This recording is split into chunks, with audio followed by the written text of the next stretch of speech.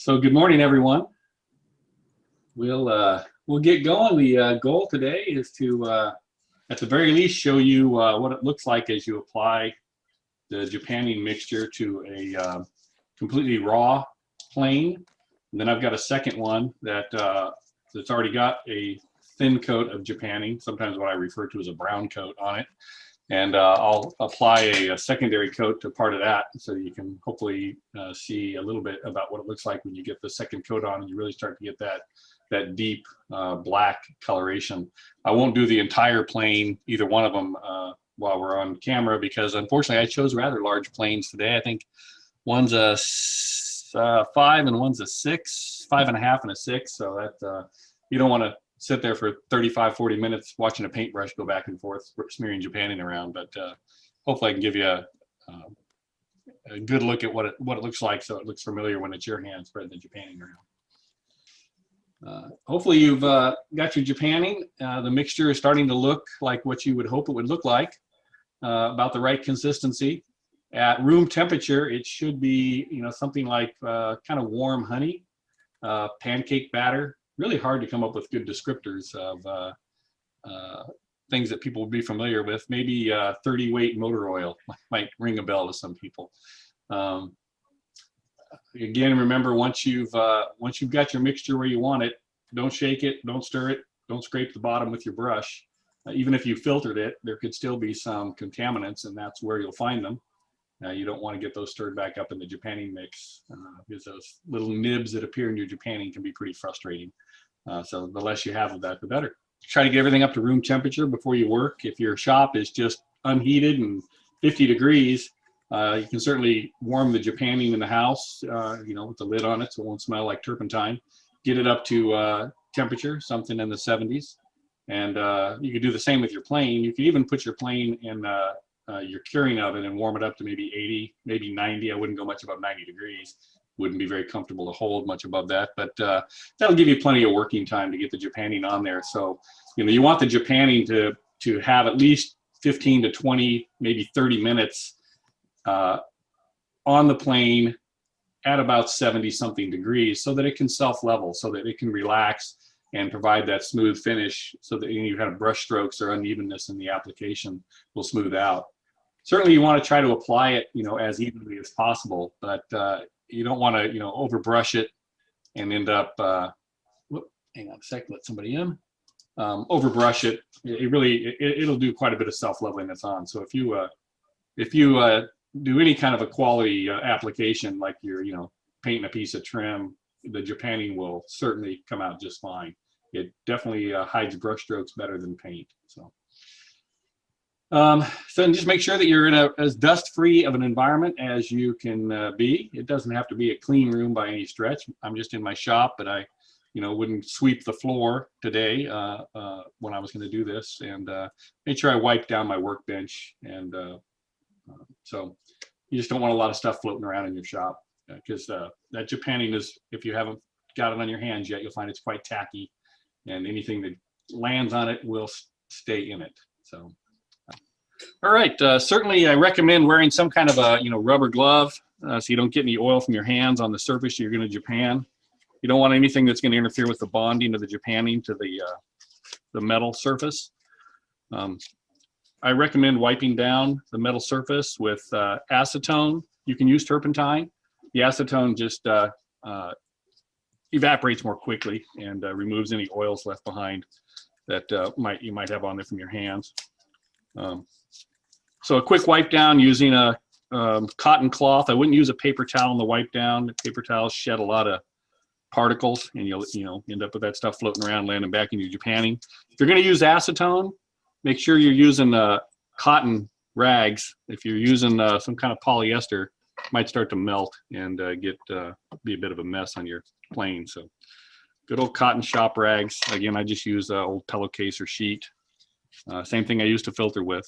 So we'll give this a quick wipe down with the acetone. I've already wiped it down once today, simply because this one has been waiting to be japanned for a while. So I had put some rust preventative on it, and so I wiped it down with lacquer thinner actually, and then some turpentine just to make sure I got any of that rust preventative off of it. And now I'll just give it a quick wipe down because I was doing that. I have handled it since then without gloves on, so I certainly could have left a fingerprint somewhere. Now's a good time to be thinking about kind of your japanning plan. Again, keep in mind, what surfaces are you going to japan and what surfaces are you going to try to keep the japanning off of. If you made some notes about what the original condition of your plane was, because you want to try to reproduce that, take a look. Where the cheek rails up here, Japan, most Stanleys, I mean, obviously they were all japanned at the factory because the whole plane was dunked in japanning before it was machined and drilled and tapped. But Stanley finished the cheeks, or the cheek rails, the tops of the cheek rails. So typically you wouldn't see japanning on the cheek rails of a Stanley plane, but you will find it on Sargent's. Some of the other planes, they didn't bother going back and finishing that top surface of the rail. All right, I've already wiped down the frog. We're gonna talk just a little bit about japanning the frog. It gets kind of overlooked. A lot of times your frog will not really need it. They seem to survive a lot better, but certainly working around the yoke and around the lateral lever, you might have some questions, so we'll talk about that a little bit. All right. Plane's wiped down. Frog's already been wiped down. I've got a little container of turpentine here if I need to clean up a brush. Got my japanning mixture. Before I got it out this morning, I blew any dust off the top of it. So my shop's pretty dusty. I don't know about yours, but certainly it'll accumulate on there, so I blew that off. Let somebody else join us here. All right. If in the process of getting your japanning out or carrying it from one point to another, you happen to drop it, I would suggest you give it a day to settle down and delay your process for another day. You just don't want to shake or agitate the japanning. This has been filtered and it's been sitting for quite some time, so this one's obviously ready to go. It's really a pretty simple process, just like any kind of artist painting. Small amount on your brush, decide where you want to start, and just start brushing it out. My mixture is a little bit thin than maybe I would prefer, but that just means I'm going to use probably an additional coat. But again, this is the first coat, so I want to brush this out pretty thin on the first coat. Really just kind of want to get a base layer down, make sure that I'm getting it into any of the imperfections in the cast iron. This plane has some pretty deep imperfections. So we'll just brush it out as we go. One of the things to be, of course, cautious of, one of the areas people have trouble is on, the vertical surfaces. Some folks that have produced some videos on japanning will japan the vertical surface at a different time. Hang on, somebody's not muted here. There we go. There we go. They'll always keep whatever surface is japanned horizontal. So they'll japan the bed, go through some intermediate curing on the bed, then come back and japan the cheek, leave the plane sitting on its side so the cheek is flat to prevent the japanning from sagging and running onto the rest of the plane, ending up with a large accumulation maybe down here in the joint. I've never had that problem. I think you'd have to put the japanning on pretty, in fact, well, I did experiment with it once to see really what would it take to have that problem. And you've got to put it on pretty heavy. And then it will sag and run just like paint during the curing process. And you'll have the same finish you'd have if you put your paint on too thick. But as long as you're reasonable in how you apply it, yeah, you shouldn't have that problem. And I don't think that it's necessary to drag out the process so long that you're doing each surface of the plane separately. So let me switch cameras here and see, hopefully, if you can pick up some of the coloration here. Let's see if we can figure this out. Yeah, here we go. Yeah, you can kind of see that definitely not real black. See, it's really much more of a brown coloration, not a heavy coverage at all. That's really what we want with that first coat. Yours might be just a little bit darker depending upon the thickness of your japanning. Like I said, this mixture happens to be just a little thin. But that's really what you're looking for. You can see it's not perfectly even in its application. You can see some coloration variation, but that is not a problem. That will level out and be just fine. So, hey, Greg, yeah. quick question. You were Yep. pointing out how there's different color, and you think it's because it's thicker in one spot than another, or is Yes, definitely. Yeah. In fact, here, let me demonstrate that for you. I'll brush some on. So we can see right here, pretty much a brown in there, but as I apply it heavier, Yeah. see quite a color change. So you can see up in here, you can see some variations in how it's applied, but that's just not going to be an issue at this stage. Even at later stages, that amount of variation is going to self-level. So again, it's the self-leveling is really temperature dependent. So you've got to keep things at room temperature. Like I said, I made the mistake once of japanning a plane. It was about 65 degrees in my shop. I didn't realize it. I was wearing a sweater, came out here, started working on a plane. It was the second coat, put it on, brushed it out. Everything looked fine. Let it sit for about 20 minutes. Didn't look at it again, just picked it up, put it in the curing oven. And it was a very, very lumpy finish. I thought something had gone wrong with the mixture. And it was wavy. And so I did some experimenting to figure out, what happened. Obviously the japanning mixture was fine. I did, took it back to some practice planes that I've got. It performed just fine on it. So that's when I started to realize it was a temperature thing. So I, japanned another practice plane at cold temperatures and got the same result. So it just won't self-level at cooler temperatures. So no big surprise. All right, I'm not being real careful. Obviously I'm japanning the rails on this plane because it was japanned before. Didn't have a polished or finished rail. I'm going to brush this out just a little better. Greg. Yes. What did you say the minimum temperature? I would be at least 70. I think you're better off at about 73. I think it's about 72, 73 in my shop right now. Came out here a little earlier and got the heater up. Yeah, I don't know. Maybe 50 or 60 in my shop. My thermometer is not very good. Yeah. Really So again, you can keep your japanning in a warm environment. Either keep your plane in a warm environment or warm it up to something in the 80s or 90s.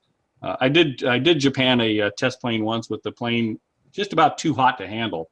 It was uncomfortable to hold, and the japanning was curing very fast as I was trying to apply it. And once again, it did not self-level very well. It was just curing too rapidly because the plane was probably about 100 and 15 degrees. It was hot. So there is a limit how far you can go with this stuff. I am careful about not brushing across the drilled and tapped holes. I don't really want to get a bunch of japanning down in there. It's not a big problem if you do get some in there. Certainly the post, when you screw it in, will just cut right through the japanning, but really doesn't belong in there. So, all right. Question about the cheeks. If you japan over the cheeks and you later on go back and with a sandpaper to make it back like how Stanley has them, would that damage the japanning that's not being scuffed out? No, unlike enamel paint, where frequently what you'll find is it'll chip.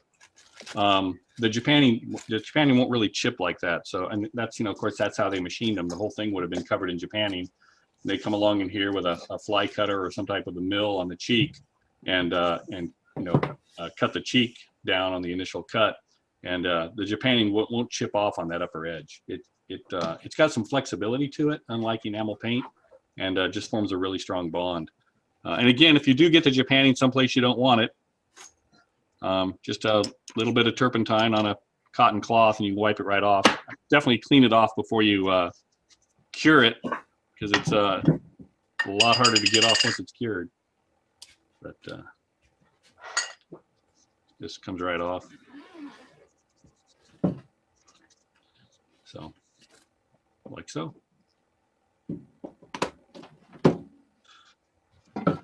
So that would be a good first coat right there. It's brushed out pretty even, certainly even enough. Same thickness on the cheeks, a thin coat. Obviously, I would continue to do the rest of this plane, and I'll get through this after our meeting here. On this plane, I'm going to Japan in between these landing pads for the frog, you know, because we're trying to prevent rust. So in here, I would Japan.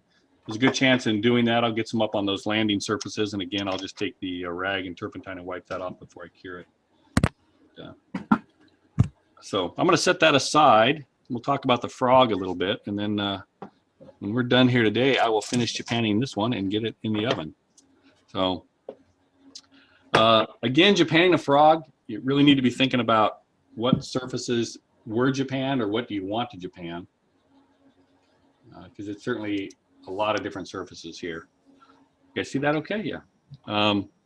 The most challenging thing around the frog, in my opinion, really is working around the lateral lever.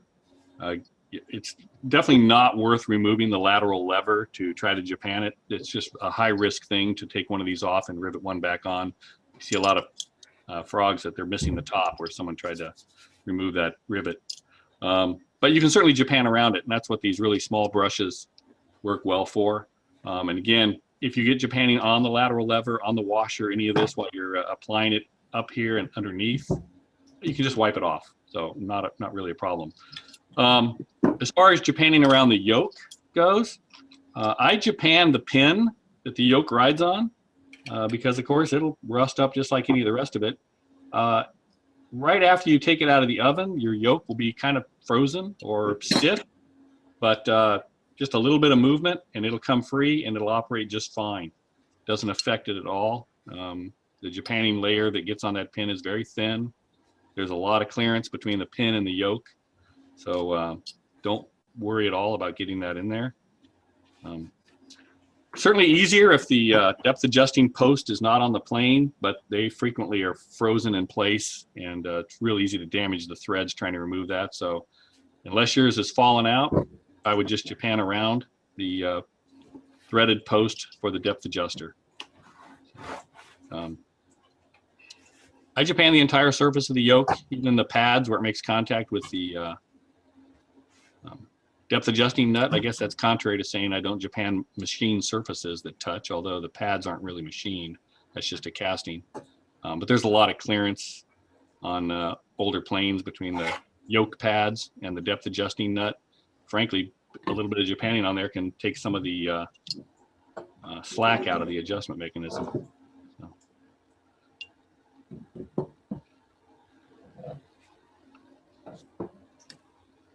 Again, we won't do this whole thing, but be thoughtful again down here in the surfaces where you're going to Japan. One thing here I'll point out, this plane is a little bit uncommon in that if you can see it, the frog is stamped 5.5 right here. And I really would like to make sure that that remains visible. Although I'm going to Japan this surface doesn't ride on the plane. It's not a cantilevered frog. It sits wholly on this flat machine surface here. But what I'm going to do is I'm just going to make sure that I keep the Japanning a little bit thin, right where that number is stamped on there.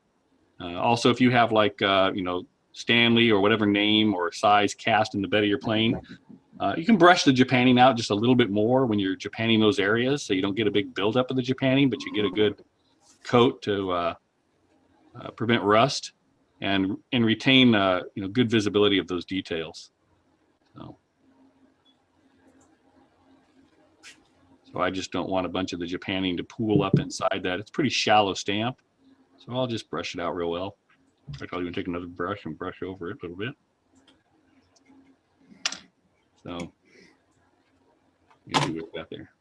And again, this will get with this Japanning, I'm going to do at least 3 coats on this plane. But on this surface right here, I may only do 2. On the rest of the plane, I may do 3 or 4. I don't really care about having that really great dark black on this surface. I'm more interested in rust protection here. So 2 coats will certainly give me a nice black. It may not quite have that real depth of the rest of the plane that's visible, but I want to do protect this from rust down here. So I won't do quite as many coats on that surface. with your frog, also be thinking about how you're going to stand it up in your oven when you go to cure it. So with this surface japanned and the rest of it japanned, usually the easiest thing to do is simply lay the frog down on the face, because you won't have japanning on the machine surface where the cutter sits or on the lateral lever. And that's what's going to rest on the frog when you set it down. So that's generally the easiest way to put it in the oven for curing. So working around the lateral lever, talked about that. Let me get a slightly smaller brush here. And it's just a matter of being patient. And like I said, don't worry if you get japanning where you don't want it. You can just wipe it back off with turpentine. Work up as close to this one. This one's got a little additional recess underneath the washer. I think it was maybe designed to clear the head of the rivet on the back of the washer. This plane was manufactured by Sigley Tool Company right after Stanley bought them out. This plane is from 1904. Stanley acquired the Sigley Tool Company, I think, in 1901. People generally believe that they were producing planes, you know, kind of under the Stanley license at that point by about 1902. From what I have learned, when they, you know, bought them out, they Sigley continued to produce the planes in their own factory for at least a, you know, good deal of time. I don't know who their foundry was, if they had their own foundry or if they used another. A lot of plane manufacturers did not have their own foundry. They used other foundries to cast their planes. But at any rate, this one's a little bit unusual in the way it's formed underneath there. The casting of this early Sigley Stanley plane became the later Union planes. You see in the like 1925 and on, the plane beds, with the exception of having the size cast in the bed, the frog seat and all the details and everything are exactly the same. So I think, you know, Stanley obviously owned the molds for this casting of this plane. And when they bought Union, the Union Plane Co. portion of Union, they just said, well, you know, add a number to it, cast it, and use the same mold. So I made the parts pretty interchangeable. All right, well, I'm not going to bore you with having you watch me japan a plane all day, but let me just finish up working around this frog and then wipe off some of the areas where I've got japanning where I don't want it, so it doesn't set up on me at all. I would say after about 30 minutes, you don't really want to go back and brush any of the surfaces where you've applied the japanning. It can start to skin over a little bit. And what'll happen is you'll just get a lot of friction between the brush and the japanning, and it'll start to kind of tug at it. And the brush marks will get pretty deep at that point, and it may not self-level from that point. So you've got about 30 minutes of working time to go back if you feel like you need to touch up an area. Certainly you've got until you heat cure it all the time you want to go back and wipe it off. Until it's fully heat cured, the turpentine will dissolve it very quickly. So we change cameras, so hopefully you can get a good view of what we've got going on here. So Greg, a question. So you're wiping that with a light turpentine cloth? Is that what you're wiping it with? Yeah, I've got a piece of cotton bed sheet here. I just dipped it in some turpentine and just wiping off. Like I've got a little bit right up here on the, you probably can't, so yeah, a little bit right up here in this corner that's on the machine surface. So I'll just wipe it back off. Got it. Thanks. Yep, absolutely. So this plane has got a thin coat. I think I showed you guys this one last week. It's not quite as thin as the one we just applied. Slight differences in the japanning mixture. I actually put this coat of japanning on this plane several months ago, and had something else in mind for it, but I thought it would be a good plane for today. This one you can see has got quite a casting flaw in it right here. It looks like I didn't remove all the japanning, and this is the area where it was chipped out and the rest of it is still japanned, but that's actually a casting flaw. It's a kind of a deep chip out in the casting area. So Greg, can you, when you apply your second coat, can you go thicker there and thinner around the edges, like around that area, so it builds it up?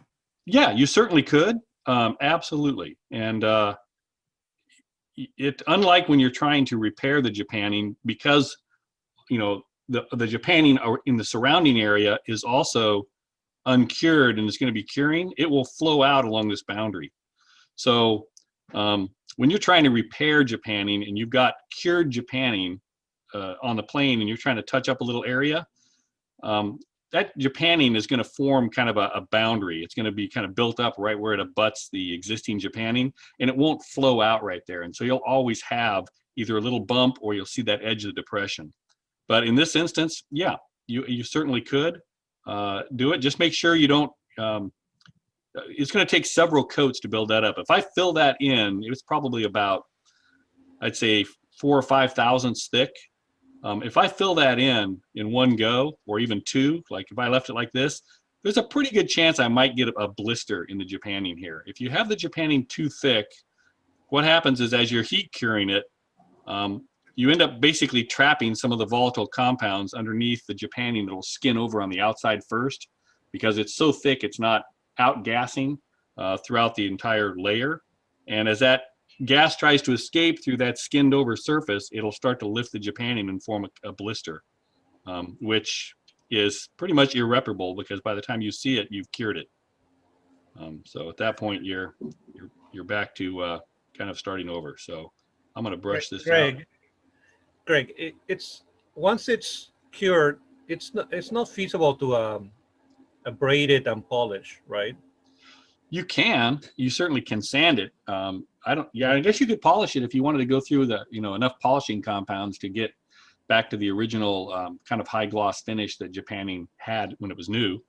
But yeah, you can sand it. I wouldn't use anything stiffer than maybe 400 grit to start. It cuts it very fast. Okay.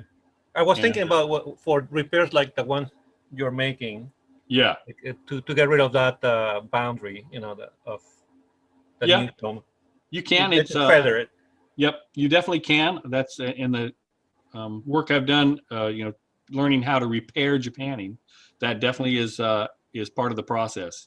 Is sanding it out, sanding off those bumps. Smoothing out that area. But it's very time consuming. So pretty much everything go ahead. Sorry. About the curing process. You say that heat will cure it, but I've seen some people that saying leave it sitting for like months, and it will cure. It will cure that way. What you said is the heat activates the linseed boiled linseed oil. Yeah. If you let it sit, if you let the Japanning sit and cure that way, would turpentine damage that later on? That's a good question. I have let a plane just sit to see how long it would take to actually cure Japanning. It took, at 60 days, I would say it was about 95% of the hardness of a heat cured finish.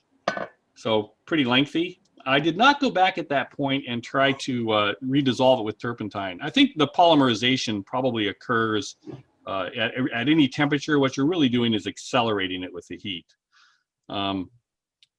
The Japanning on cast iron and metal goods was all heat cured.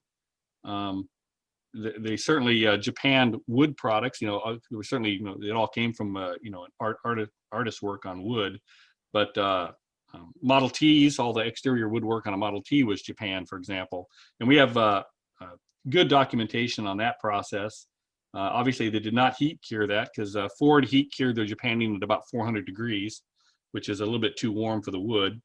So they used the Japan dryers on that and did not heat cure it. But the difference with Japanning wood versus Japanning metal is some of your VOCs are essentially outgassing through the wood or being absorbed in the wood. So you're kind of curing it from both sides. So the dryer is helping to accelerate the polymerization through the surface where it can exchange the VOCs or outgas, but the wood is absorbing it, and it actually cures very fast. some of the wood that I've japanned with Japan dryers cures in maybe 2 to 4 hours just at room temperature. But I have tried it on cast iron hand planes, and it doesn't cure anywhere near as fast. And eventually it starts to blister, particularly on multiple coats. Because again, you now start trapping those VOCs in there. They don't really have a route to escape. They're not being absorbed from underneath, and it'll blister up on you, which I can show you that plane. I haven't stripped it down and redone it. It's one of the test planes, but I can show you what that looks like. So, all right. So while we've been talking, I've put a second coat on this one. And this one has a lot of imperfections. So what you're seeing as these little dots are little bumps in the castings and little pits in the castings. That'll, diminish the more coats I put on it, but this is never going to be, some perfectly smooth, glassy finish, simply because, you're limited by the casting quality underneath it. But if you compare that to the areas with a single coat versus with a second coat, you can see that we've got a pretty consistent color now. It's pretty consistently black. It's definitely not as dark and as rich a color as I would want. So I would do a third coat on this plane at least. I pretty much always do 3 coats. Sometimes I'll do 4. And again, I'll finish this one up and get it in the curing oven. So as far as curing, I did yesterday go back and edit a blog that I wrote, an article on traditional japanning. It's on my website in the blogs. It's titled Japanning 103, the black hole of finishes or something like that. And I went back through and updated that with things that I've learned. Always doing this and gaining experience, and I think clarified some of the curing in there. Everything I've shown you here, when it comes to mixing japanning, prepping the plane, applying the japanning, is all about a conservative approach. An approach that is going to give you the best chance of success. You can heat cure. So what I recommend for heat curing is that you put the plane in a cold oven, room temperature oven, after it's had 20 to 30 minutes to self-level at room temperature. Put it in the oven and bring your oven up to 180 to 190 degrees Fahrenheit. The Celsius numbers are in the article. I can't quote off the top of my head. And you keep it there for 2 hours. You let it cool completely, and then you repeat that process. But once you get to 180, over the next 20 minutes, you continue to raise the temperature up until you're between 350 and 400. And you run a cycle 2 hours long at 350 to 400. So it's a total of 4 hours of curing per coat of japanning, plus the time for the oven to come up to temperature. You don't want to have the oven at temperature and then put the plane in there, because you'll skin it over and you'll get that blistering. That's a very conservative approach. I have done it in less time. You can skip some of that cycle, but everything you do to accelerate that process carries a certain amount of risk with it. I'm willing to take quite a bit of risk on getting a bad finish on the japanning, because for me, it's really easy to remove the finish and start over, because I've got a HEPA filter ultra dry media blaster, and it takes me like 5 minutes, and the plane looks like the day it came out of the foundry, and I can start over. But for most folks, stripping the japanning and prepping the plane is the biggest part of the work of the whole process.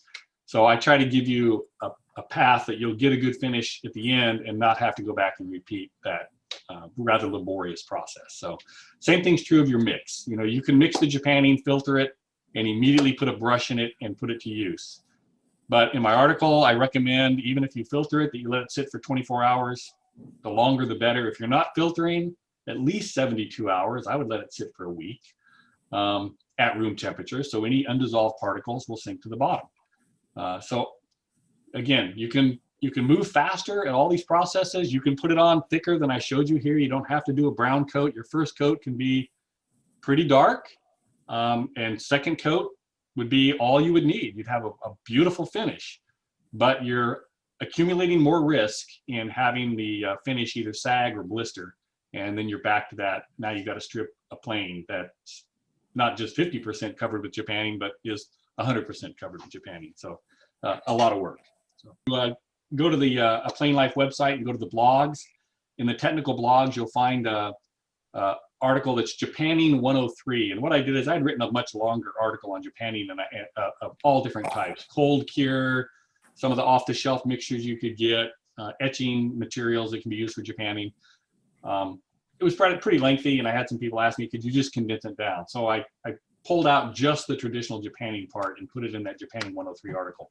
So that information's in there. But the curing cycle, initially cold oven up to 180 to 190 for 2 hours, cool completely, start from the cold oven, raise it up to 180 to 190. Once you get to that temperature, take about 20 minutes to continue to bring the temperature up to between 350 and 400. 2 hours between 350 and 400, let it cool completely, you're cured. At that point, that coating of jappanning is ready for a second coat, or if you've got the finish you want, you're done. It should be rock hard, completely cured. So hopefully it's given you an opportunity to maybe give it a try. And I would hope that you be successful. And if you are, please share your successes and share your failures too. We all learn from our mistakes, and I'd much rather learn from your mistakes than continue to make my own. So. But yeah, don't hesitate to reach out, and good luck jappanning your